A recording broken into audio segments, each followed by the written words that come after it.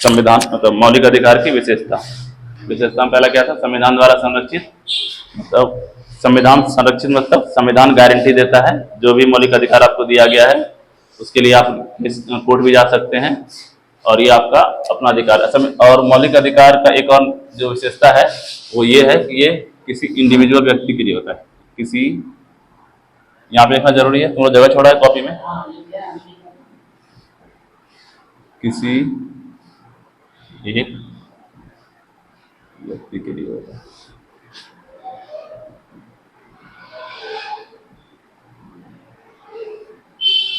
पहला नियम क्या है कि इसमें मौलिक अधिकार की विशेषता क्या है? किसी एक व्यक्ति के लिए होगा, किसी संगठन या कंपनी के लिए नहीं होता है। दूसरा है संविधान द्वारा संरक्षित। तीसरा न्यायोचित। न्यायोचित मतलब अगर इसका हनन हो रहा है तो डायरेक्ट सुप्रीम कोर्ट जा सकता है। और तीसरा है अस्थायी नहीं, यानी कि संसद से कटौती या कमी कर सकता है। और चौथा निलंबित, जो कि राष्ट्रपति द्वारा होगा आपातकाल के सिचुएशन में। और जो आर्टिकल नहीं होता है वो कौन कौन सा आर्टिकल है? आर्टिकल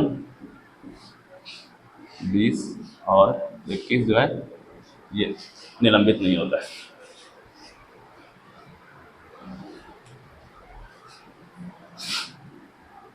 आर्टिकल 19 क्योंकि इंग्लिश में नेशनल इमरजेंसी बोलते हैं, राष्ट्रीय आपातकाल। ये लिखने का क्या मतलब है इसको पहले देखो बात। निलंबित होता है कब? राष्ट्रपति के द्वारा निलंबित होता है, ठीक है। और आपातकाल की सिचुएशन निलंबित होता है। जैसे ही आपातकाल लगेगा तो सारा आर्टिकल निलंबित हो जाएगा सिवाय 20 और 21 के, ठीक है। 19 जो आर्टिकल है, जैसे ही राष्ट्रपति आपातकाल लगता है ना वो ऑटोमेटिक सस्पेंड हो जाता है, मतलब कि निलंबित हो जाता है। ठीक, समझ आएगी चीज। और ये सब चीजें जो पॉइंट है ना, जैसे कि 20-21 को छोड़ करके 19 राष्ट्रीय आपातकाल में ही होता है। सवाल ज्यादातर यहीं से बनेगा क्योंकि ये एक्सेप्शन चीज है, मतलब अपवाद चीज है। जब तुम ये मौलिक अधिकार के लिए जब तुम जाता है कहाँ? डायरेक्ट सुप्रीम कोर्ट या हाई कोर्ट। यहाँ देखो डायरेक्ट सुप्रीम कोर्ट जा सकते हैं लेकिन यहाँ पे हाई कोर्ट के पास भी जा सकते हैं, ठीक है। ये भी लिखा है। डायरेक्ट सुप्रीम कोर्ट जाने का मतलब क्या है कि ये महत्व बता रहा है कि फंडामेंटल राइट का मौलिक अधिकार का महत्व इतना ऊंचा है कि तुम डायरेक्ट सुप्रीम कोर्ट तक पहुंच सकता है बिना हाई कोर्ट, बिना जज या पुलिस के कहे, ठीक है। इसलिए ये लाइन लिखा गया कि डायरेक्ट सुप्रीम कोर्ट तक जा सकते हैं, लेकिन साथ साथ तुम हाई कोर्ट भी जाकर अपना अधिकार के बारे में लड़ सकता है। जब तुम सुप्रीम कोर्ट या हाई कोर्ट पहुंचता है तो वो जो जारी करता है आदेश, उसको क्या बोलते हैं? अगर मान लो सुप्रीम कोर्ट गया तुम, रिट बोलते हैं, ठीक है। रिट कितने तरीके से होता है तुम बताओ? तो ठीक है, विशेषता समझ में आ गया? लिख लिया सब? विशेषता समझ में आया कि नहीं आया? पहले कोई विशेषता ऐसा जिसको डाउट है? संविधान के द्वारा संरक्षित मतलब संविधान गारंटी देगा अगर तुम देश का नागरिक है तुमको ये मौलिक अधिकार मिलना ही है। अगर मौलिक अधिकार में नहीं मिल रहा है, कोई प्रॉब्लम समस्या आ रहा है तो क्या होगा? तुम direct supreme court, high court जाओ। ये अस्थायी नहीं है, संसद को चाहे तो कभी कटौती या कमी कर सकता है। जैसे कमी कब किया? पहला कमी क्या? भूमि सुधार में भूमि संपत्ति का अधिकार छीन करके क्या कर दिया? उसको कानूनी अधिकार बना दिया। तीसरा क्या है? निलंबित हो सकता है। मान लो तुम्हारा देश अगर लड़ाई हो रहा है चाइना के साथ में और सब स्टूडेंट मिलकर धरना बैठ जाए कि नहीं हमको रोजगार दो, सरकार किसको संभाले? यहाँ पे धरना संभाले या फिर युद्ध लड़े?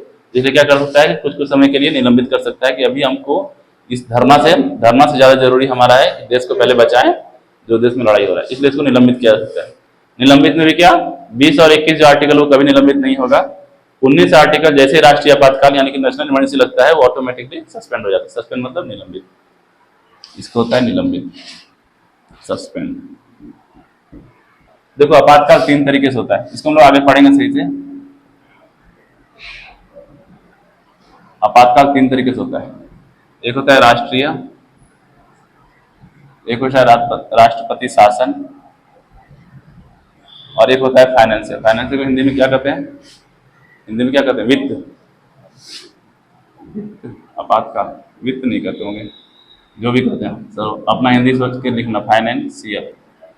हिंदी किताब में लिखा होगा फाइनेंशियल। फाइनेंशियल मतलब होता है जिसमें पैसा कमी हो गया, ठीक है, देश में पैसा का संसाधन कमी हो गया, उसमें लगता है फाइनेंशियल इमरजेंसी। दूसरा होता है राष्ट्रपति शासन। तीसरा और होता है राष्ट्रीय यानी नेशनल इमरजेंसी, इसको कहते हैं नेशनल। ये होता है प्रेसिडेंट रूल, फाइनेंशियल।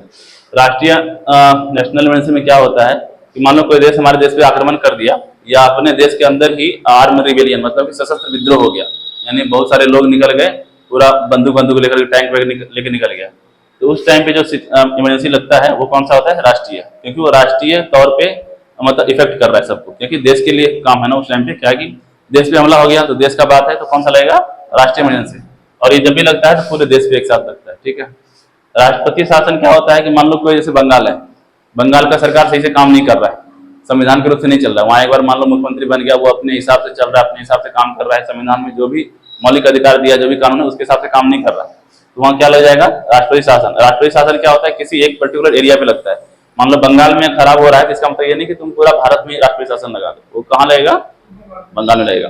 और बंगाल में लगेगा क्या, वहां का मुख्यमंत्री को हटा दिया जाएगा वहां से अभी के लिए, या आप मुख्यमंत्री भी नहीं है, जो भी वहां पे नियम कानून होगा वो कहाँ से ऑर्डर आएगा, सेंटर से ऑर्डर आएगा।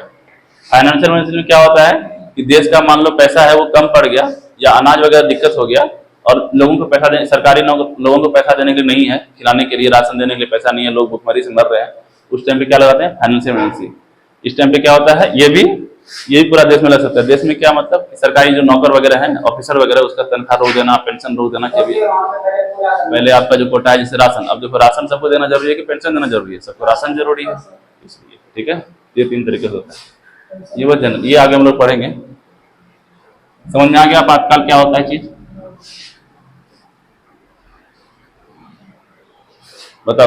कानूनों की असंवैधानिकता, असंवैधानिकता मतलब क्या होता है, ये टर्म सुना है, और संवैधानिकता, और इसको इंग्लिश में कहते हैं अनकॉन्स्टिट्यूशनल।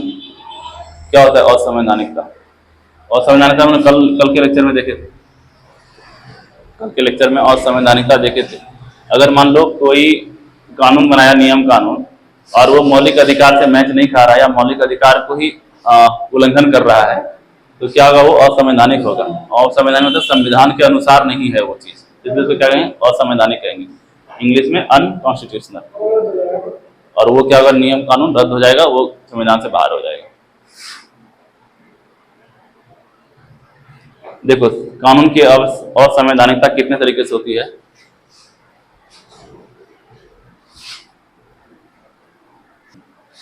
संविधान, कानूनों की असंवैधानिकता, देखो हेडिंग, कानूनों की, इसमें क्या होता है कि संविधान के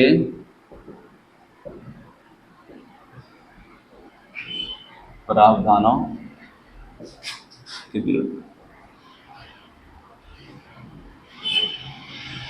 संविधान के प्रावधान के अगर विरुद्ध भी कोई नियम कानून हो गया, वो क्या होगा, असंवैधानिक हो जाएगा। संविधान का प्रावधान मतलब जो उसका बेसिक स्ट्रक्चर है, जैसे मान लो मौलिक अधिकार, तो मौलिक अधिकार नहीं छीन सकता है। अब कोई बोले कि नहीं यहाँ पे पार्लियामेंट रूल ही नहीं होगा, ठीक है, तो उसको नहीं, मान लो बोले कि सेक्युलर, हमारा जो देश है सेक्युलर, सेक्युलर का हिंदी क्या होता है, धर्म निरपेक्ष। धर्म निरपेक्ष मतलब क्या होता है, बताओ, सुना तो होगा ना धर्मनिरपेक्ष, हम भारत के लोग, भारत को, इसमें है ना धर्मनिरपेक्ष। इसमें क्या होता है, धर्मनिरपेक्ष मतलब क्या होता है, धर्मनिरपेक्ष मतलब होता है कि हमारा जो स्टेट है यानी कि इंडिया जो है, वो किसी एक धर्म को सपोर्ट नहीं करेगा। ऐसा नहीं कि हिंदू बहुत ज्यादा है तो हिंदू हिंदू ही चलेगा कि जय श्री राम लगा रहे हैं, और मुस्लिम लोग को दबा के रखे कि नहीं तुम लोग कम है, छोटा छोटा एरिया में है तो दब के रहो, ऐसा नहीं है। स्टेट किसी एक धर्म को सपोर्ट नहीं करता है, यहाँ सब धर्म को आजादी है खुल के जीने का, अपना धर्म का प्रचार करने का और अपने धर्म के हिसाब से रहने का, लेकिन वो धर्म किससे मेल खाना चाहिए, संविधान से। तो ये क्या धर्मनिरपेक्ष, समझ में आया कि प्रावधान क्या होता है, संविधान में प्रावधान है कि धर्मनिरपेक्ष होना चाहिए, मेरा जो देश है भारत वो धर्मनिरपेक्ष है, संप्रभु है। या मान लो कोई प्रधानमंत्री बन गया, बोले कि नहीं, और उसको अमेरिका से बहुत लगाव हो, अमेरिका के प्रधानमंत्री से, प्रेसिडेंट से लगाव हो, और बोले कि नहीं अब जो हमारा देश है वो संप्रभु नहीं रहेगा, जो अमेरिका कहेगा, जिस हिसाब से कहेगा हम वैसे चलेंगे, तो वैसा काम होगा तो वो नहीं होगा, तो उस नियम कानून क्या कर देंगे हम लोग, असंवैधानिक करार दे देंगे। समझ में आया असंवैधानिक क्या चीज है। दूसरा है, दूसरा तुम लोग पढ़े ही, ऐसा कानून जो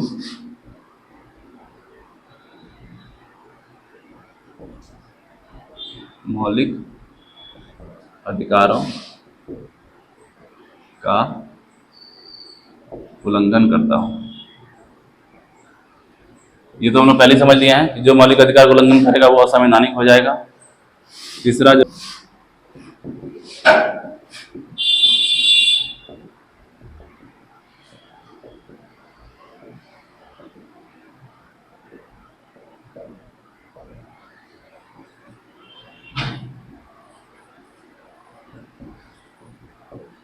इसका मतलब क्या है कि तुम मान लो कि सब सांसद मिलकर, सब मंत्री मिलकर के संविधान में कुछ बदलाव किया और तुम उसमें नियम यही डाल दो कि ये जो नियम हम लगाए हैं, जो भी रूल लगाए हैं, ये हाई कोर्ट, सुप्रीम कोर्ट उसमें कुछ चेक नहीं करेगा, ये सही है कि नहीं है, तो वो भी नियम कानून नहीं चलेगा। क्योंकि संविधान में जो भी नियम कानून होगा उसका समीक्षा, समीक्षा मतलब जांच करना, ठीक है। वो सुप्रीम कोर्ट जांच कर सकता है कि तुम्हारा ये संविधान के हिसाब से सही चल रहा है, नहीं चल रहा है, ठीक है। इसको लिखो। देखो पहला कैटेगरी क्या है मौलिक अधिकार में, समता या समानता, ठीक है, समता का अधिकार।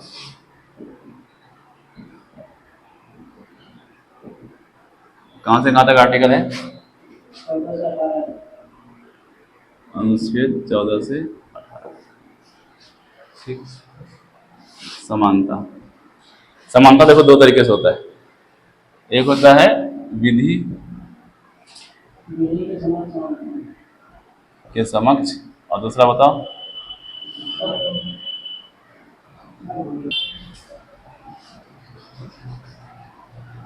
विधियों का समान संरक्षण। इसे कहते हैं equal protection of law, equality. English पढ़ना जरूरी है तुम लोग को ना, इक्वालिटी भी बोल रहा हूँ, इक्वल प्रोटेक्शन ऑफ लॉ। देखो विधि के समक्ष, समक्ष मतलब क्या होता है? सामने। विधि मतलब क्या होता है? कानून, ठीक है। समानता मतलब समान, बराबर। क्या समझ में आया इसका मतलब? कानून के सामने बराबर, ठीक है। कानून के सामने सब बराबर, चाहे वो अमीर गरीब हो, किसी जाति का हो, लड़का लड़की कुछ भी हो। इसमें और समझाने की जरूरत है? इसमें देखो विधियों का समान संरक्षण। अब देखो सबको तुम एक जैसा ट्रीट करेगा। जैसे मान लो जो बहुत गरीब है, ठीक है, एक हम देखे थे, मान लो कि यहाँ पे बॉर्डर लाइन है और एक सबको तुम एक जैसा यहाँ पे स्टेडियम लगा दिया, मतलब मान लो कुछ टेबल लगा दिया, ठीक है। कोई छोटा सा बच्चा जिसका हाइट इतना छोटा है, ठीक, कोई इतना बड़ा है और उसका हाइट इतना बड़ा है, तो उसके लिए भी स्टेडियम लगा दिया। और कोई यहाँ पे है जिसके लिए तुम स्टेडियम ये लगा दिया, बराबर सीढ़ी लगा दिया, मान लो या टेबल लगा दिया है, और यहाँ पे मैच हो रहा है सामने। अब बताओ तीनों अगर तुम बराबर बराबर अधिकार दिया है, बराबर सबको एक नजर से देख रहा है, इसके साथ तो नाइंसाफी हो गया। और इसको तुम लगाता नहीं भी तो भी ये देख सकता था आराम से। तो हम लोग विधियों के समान संरक्षण में क्या करते हैं, इसको थोड़ा सा हाइट दे करके यहाँ पर ये भी अपना जिंदगी सही से जी सके, इसको क्या करते हैं, थोड़ा संरक्षण देते हैं, ठीक है, तुम भी देखो, ठीक है। इसको थोड़ा सा कम भी देंगे तो चलेगा, क्योंकि ये अपने आप में कैपेबल है कि देख सकता है।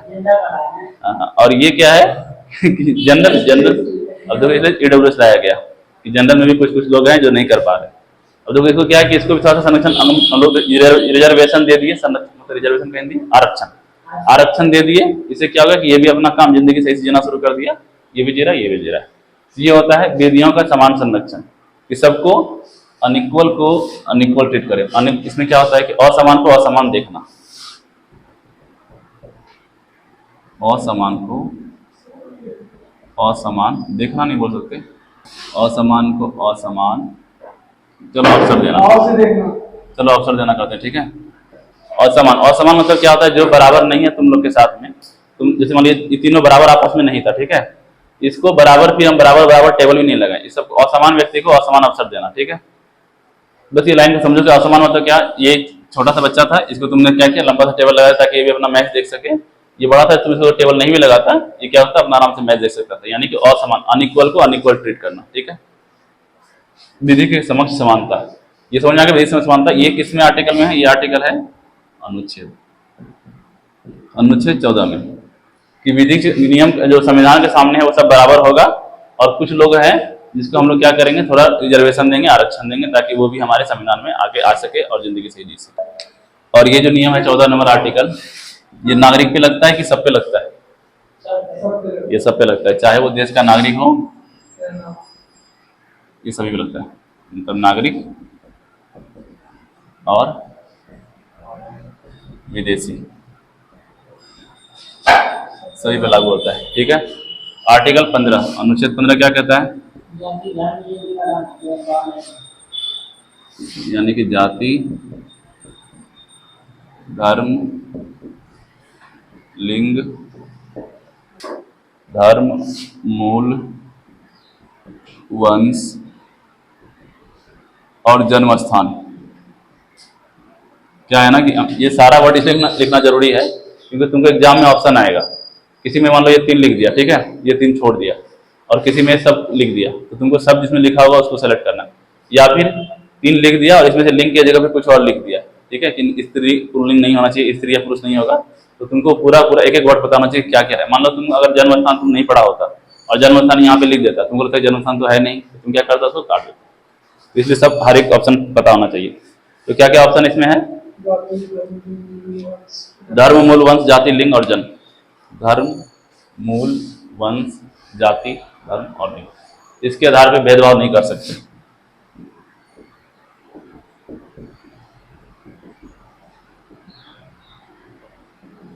ये ठीक है, चलो भैया 2 लिखो। विधि के समक्ष और विधि का जो है समानता, समझ गया दोनों। देखो पहला का एक चीज और छूट गया, अपवाद। सब कुछ कुछ आर्टिकल में अपवाद है। अपवाद क्या है? हम क्या बोले, कानून के सामने, लिखना बंद करो, देखो जरा, कानून के सामने क्या बोले, सब बराबर होगा। कोई कुछ भी क्राइम करे, मान लो किसी ने मर्डर किया, तो ऐसा नहीं कि वो छोटा है तो उसको ट्रीट अलग करते हैं कि मान लो उसका जेल अलग होगा, उसका सजा कम होगा। तो जो भी कानून नियम है सबके लिए बराबर होता है। लेकिन राष्ट्रपति और राज्यपाल जो है,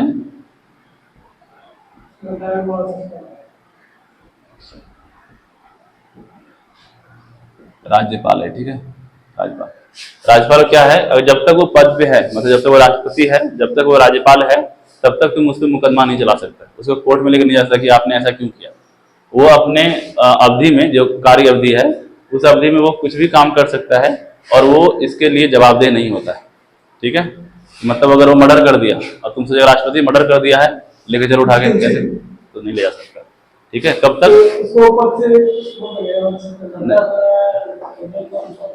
सुप्रीम कोर्ट नहीं, जब तक पद से निकालने का अलग तरीका है, वो महानिषेध चलता है, उसका अलग चीज है, तरीका है कि तुम सांसद ने पास किए कि हाँ ये जो राष्ट्रपति है मर्डर 3 मर्डर कर दिया है अभी तक, 5 साल में पता नहीं और कितना कर दे, इससे अच्छा है कि ऊपर उतार दो, नीचे निकालो।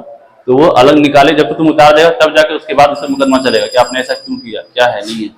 लेकिन जब तक वो राष्ट्रपति के पद पे है, जब तक वो राज्यपाल है, तब तक तुमसे मुकदमा नहीं चला सकता है। अगर वो पद से हट गया, पद से हटने के बाद तब जाकर मुकदमा चलेगा, ठीक है। तब उसके लिए संसद है ना, संसद में चलेगा, बिल पास होगा, रातों रात की नहीं है, आदमी अब तक 10 से 11 कर दिया, पता नहीं सुबह होते होते कितना करेगा, तुरंत हटाओ, है ना।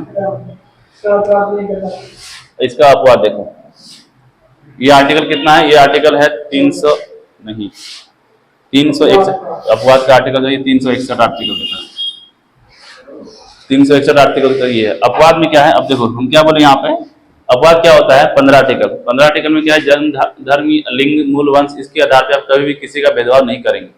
अपवाद में क्या, मान लो स्त्री को रिजर्वेशन दिया जाता है, कोई अगर SC ST है, अनुसूचित जनजाति है, उसको रिजर्वेशन दिया जाता है, ये भेदभाव करना हुआ कि नहीं हुआ, तो ये क्या है, भेदभाव। लेकिन ये क्या है, पॉजिटिव भेदभाव है, मतलब अब स्त्रियों का उत्थान करने के लिए, और ये वैसा नहीं, वोट नहीं, पॉजिटिव मतलब होता है अच्छे भलाई करने के लिए। भलाई का मतलब क्या होता है कि मान लो स्त्री, अरे जनरल में अगर गरीब है, ठीक है, उसके लिए तुम सर्टिफिकेट बनाओ, EWS वगैरह बनाओ, या फिर तुम बोलो कि ये जो पूरा समुदाय है यहाँ जितना भी रह रहा है जनरल वगैरह, वो सारा सारा गरीब है, सरकार से कंप्लेन करो कि यहाँ पे तुम्हारा शिक्षा होना चाहिए, ये होना चाहिए, उस तरीके से होगा। अब तुम चाहेगे पूरा जनरल जितना है, अगर जो SC ST को मिला सबको मिले जनरल को, वैसा नहीं होगा। महिला, बच्चे, बच्चों ने, और SC ST को